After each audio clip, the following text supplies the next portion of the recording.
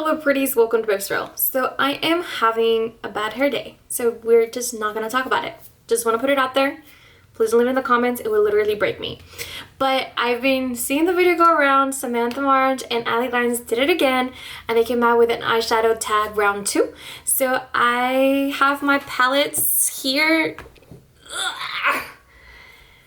Jesus Christ, don't fall. Okay, they fell.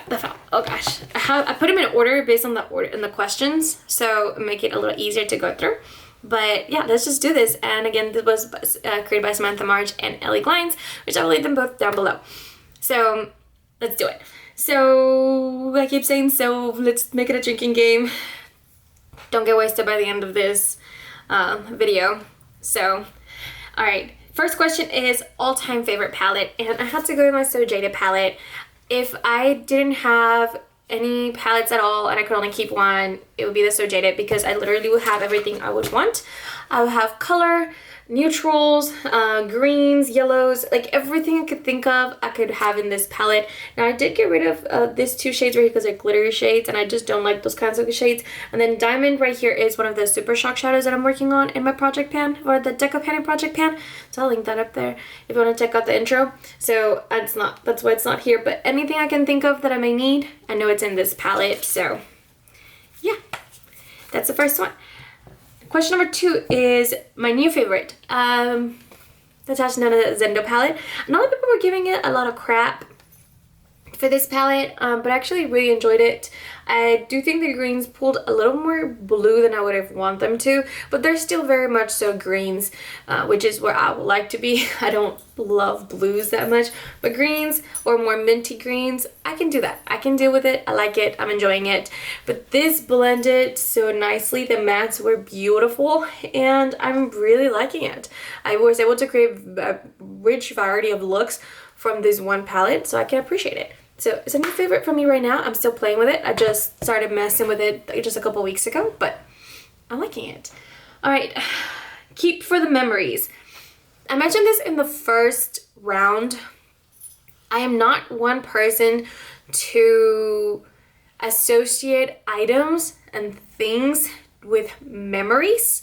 It's not something I normally do, which is why, except for my eyeshadow collection, and my blush collection, you'll even see it in my makeups like collection. It's not really out of hand. It's because I don't believe in like completely minimalism, but like I don't attach myself to things. So if you were to come to my home, you're not gonna see a surplus of just shit everywhere, because I just don't attach myself to those kinds of things, to items. If I already have some, I don't need to bring more. Now if I need to get rid of them because they're broken, out of place, I'm gonna throw it away, or even try to find a new home if I'm trying to buy new ones. So it's just not something that I do with items or even with makeup. I don't usually attach memories and feelings to items. So this was really hard because I chose to give it to me straight, but I know it's not really.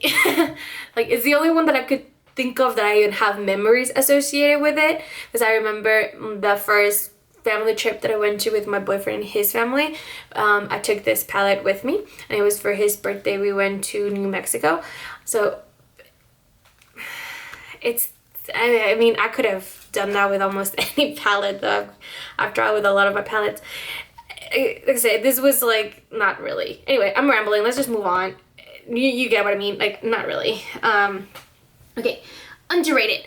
And so I chose Lara Los Angeles, the Nudie collection. So I have 2 palettes because she has 2 in this collection.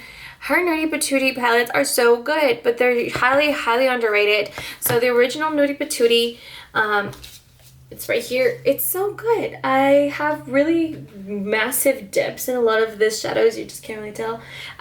None of my makeup looks like extremely beat up because I try to keep my makeup pretty clean. But I think these palettes are just so good. Like the mattes here are wonderful. The shimmers are amazing. She has some really interesting formulas. So she has like duochromes over here, foil duochromes, and then this is like a glittery. It's hard to explain. But they're like glittery. Oh gosh, sorry. I'm just trying to like not make a mess on my phone over here. I don't know. It's like wet, putty almost, but they're not I don't know, they're interesting. And her shimmer formula is so nice, similar to the Persona Cosmetics. You don't need to wet it, just grab a brush and you can just glide it right on. Great pigmentation. If you wet it, oh girl, be prepared. But these two, they're so nice. And I think the collection overall is underrated. And really the brand is underrated, and I know why. It's because a lot of people have a negative connotation to Laura Lee still from what happened years ago, which I don't blame them for that, but I also think that people change. And I also know that what the video that came out, or like the things that they were calling her for, were even from a decade even prior to that. I'm like, I don't want to be judged for who I was when I was a teenager, because that's essentially what they're doing, judging her for who she was when she was a teenager. I'm like, I don't want to do that. I did some fucked up shit back then. So I just want to put that out there. But these two, underrated. And honestly, the whole brand. This is my top 3 eyeshadow formula, which I have decided that I'm going to film a, like, ranking my eyeshadow formulas that I own. But I need to test out another formula more before I can do that. Alright, moving along. Not a favorite, but can get rid of. The Morphe 24G. I don't know what it is about this palette. I can't get rid of it. I want to sometimes, but then I can't. It is fucking massive. It is a pain in the ass to pull out, but every time I do a look with this palette, I love it. The shadows, the mattes blend beautifully. These shimmers are so buttery and shiny. I don't know, it's so big I want to get rid of it, but I can't. I don't know why. So 24G. Also, my boyfriend bought it for me for Valentine's second or first Valentine's Day, so it's kind of hard to get rid of it because of that, maybe. I don't know. Alright, moving along. Fave Collab. So I have 2 palettes actually for this one, for the Fave Collab. So I have the Red Dragon palette from Odin's Eye and Judy, which Judy is one of my favorite YouTubers. I watch all her videos, and it's this beautiful warmness with pops of green, and I really like it. Green, some duochromes, multichromes. I really enjoy this palette. It's really, really beautiful. It is out of stock now. They only had it for a limited period, so if you got your hands on it, you got a good one. And then the other one was the At Foresight Raw Beauty Christie palette. Honestly, this is the color story of my dreams. I know that some people have a harder time working with this deeper shades. I honestly can just say, use it as if it were a, what's it called? Pressed pigment. There you go. If you use these as you would a pressed pigment, you will see a big difference. That's what I do, and I have no issues with it whatsoever. You just gotta use it as a pressed pigment. My only riff with this is I hate this yellow gold. I don't like it. I wish it was more like a champagne or taupey gold even, but like a yellow gold, it's not my preference. But aside from that, I think it's a really pretty palette. Like I said, color story of my dreams, and I always love going with mattes over shimmers, so it's just perfect. Okay, let's see. 2021 favorite.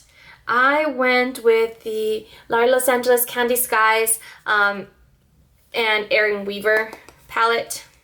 I definitely said all that backwards, but I had a gap in my makeup collection when it came to this shades right here with pastels and whatnot, and I feel like I've met that gap that I had before, and now I'm all good. And I don't have that issue no more. So I really like it. I was able to make more wearable looks with this, which I was really surprised, and these duochromes right here really impressed me, so they're really nice. I really enjoy this palette. It is a little long though. It's a little difficult to grab. Okay, one I didn't expect to love. Surprisingly, Samantha March. She came out with a palette with Ofra, and I was not expecting to love it. I was expecting to like it because I knew Samantha March was not going to come out with something that was not going to be of good quality, but I was not expecting to love it because these shades don't usually work well with my skin tone. I usually have a lot of, like, I've mentioned this a lot before, where a lot of times shades look ashy, they look dry on me, or they just don't pull true to color, and this was not my experience with this palette. I didn't have any issues whatsoever, even with some of these cool tones. This one gave me a little bit of a harder time. What I've learned is I just can't use a transition, I cannot use it as a transition shade. So long as I don't do that, I can use this color pretty much anywhere else. It just cannot be my transition or, not transition, my crease shade. It cannot be my crease shade. I can use the transition, I can use it for the outer corner, all over the lid, just cannot be my crease shade. If I don't do that, I can use it otherwise. Everything else here works perfectly for me, which I was really shocked and surprised. I just wasn't expecting to have as easy a time with this palette as I've had. So wasn't expecting that, so I'm excited. All right,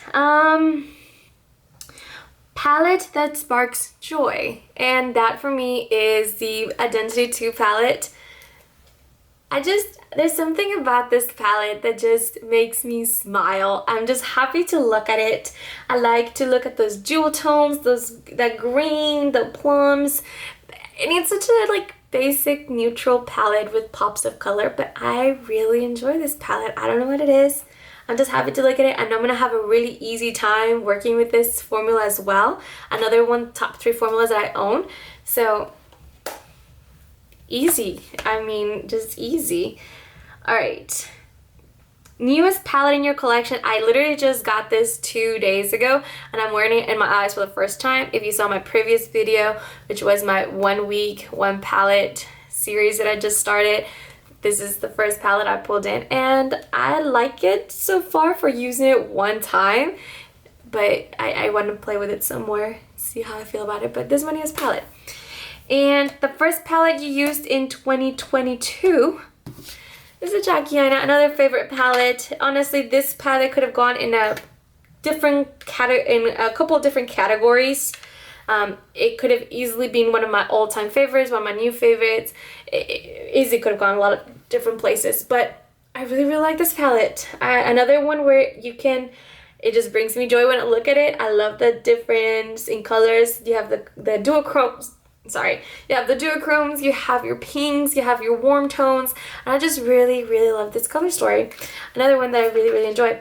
This could have been a favorite collab palette too. But yeah, that's it. That's all the palettes that I have. I don't think I did this way too long. I definitely rambled for a second, but nothing too crazy. And yeah, I've been loving watching this. So if you did make one yourself, like this tag, please link it down below because I want to check it out. I am really been enjoying watching this tag. And that's pretty much it. Don't forget to like and subscribe, and I'll see you in the next one. Bye guys.